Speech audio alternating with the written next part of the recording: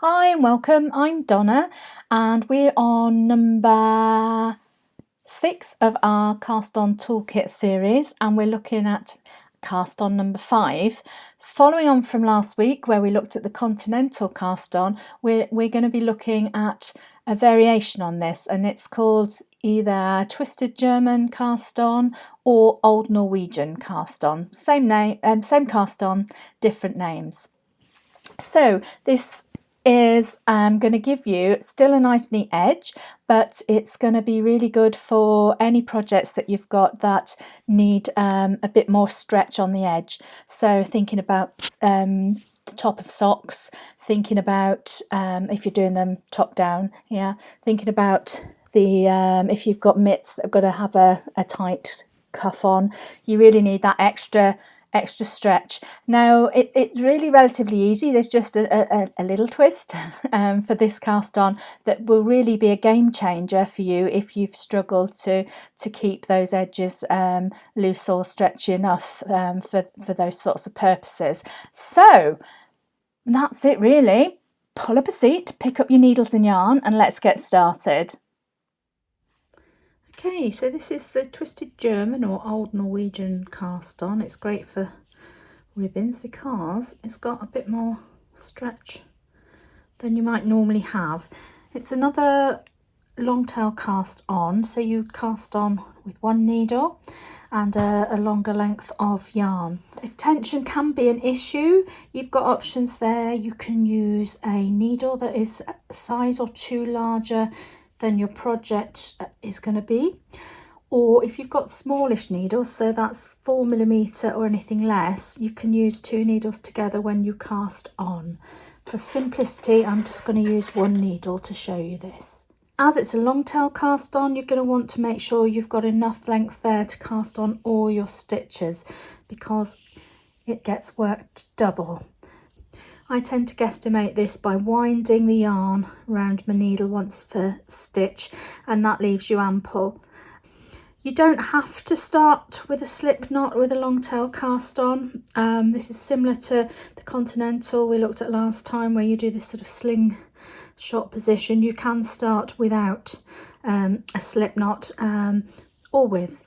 I'm going to start with, because I'm used to doing it that way.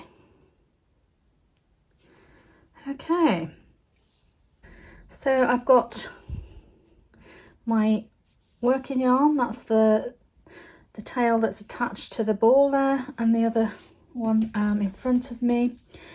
I'm going to put I'm gripping it here actually with my small my little finger and ring finger, and then I'm going to put my thumb and forefinger through like that, and then I'm pulling it around ready to go slingshot style.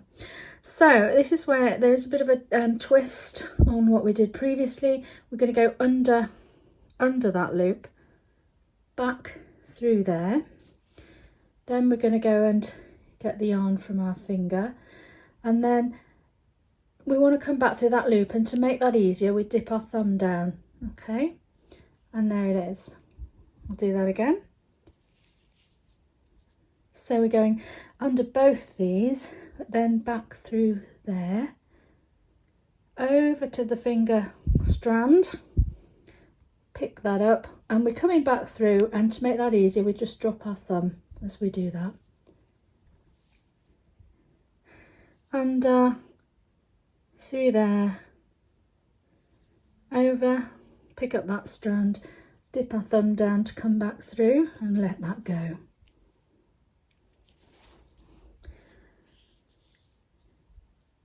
And through that one, over, dip your thumb down as you bring that through and let it go.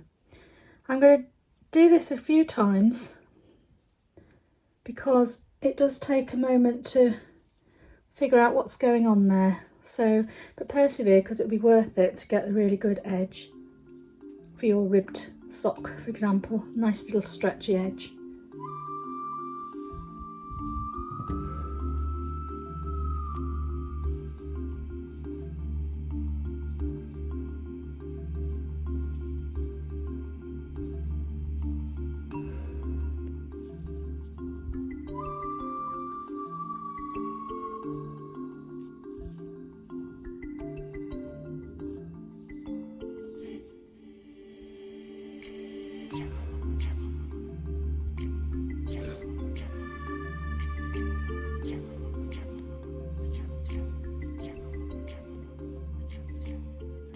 So that's the twisted German or old Norwegian cast on.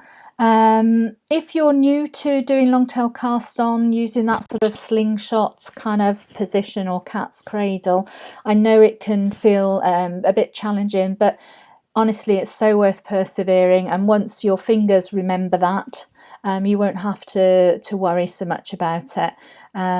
It's really worth it to get those super, nice stretchy edges. There are other very stretchy cast-ons available as well, more stretchy than that, but this one will serve you well for most kind of generic kind of socks or mitts, as I say. As some of you will know, if you've been following, I'll be making this series of videos available. I'll be collating them together along with some notes in a PDF, so it's all in one easy place for you, and that will be available in my resource library. You can sign up to get access to that using the link below, and I'll be giving people the heads up when that's available as well. So that's we're nearing the end. We've got 2 more cast-ons to look at. So next time we're going to look at the provisional cast-on, of which there are a few offerings, but we're going to focus on the crochet provisional cast-on. So look forward to seeing you next week. And if you're finding these of value, don't forget, please do give me a thumbs up. That's always really appreciated. Take care now. Bye-bye.